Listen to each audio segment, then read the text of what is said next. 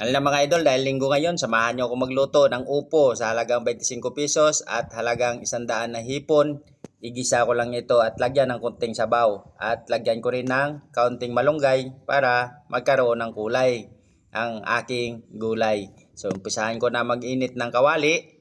Painitin ko sa aking magic lutuan na butane. So lagyan ko na ng mantika ang kawali dahil naamoy ko na at init na at ilagay ko na rin ang bawang. So hintayin na natin mag golden brown ang bawang at isunod na rin natin ang sibuyas. Pag alam natin na luto na ang sibuyas, isunod na rin natin yung kamatis. Ang maganda kasi sa kamatis, kung padurugin mo siya ay para lumabas ang kanyang katas at maghalo dun sa sabaw ng ating nilutong gulay.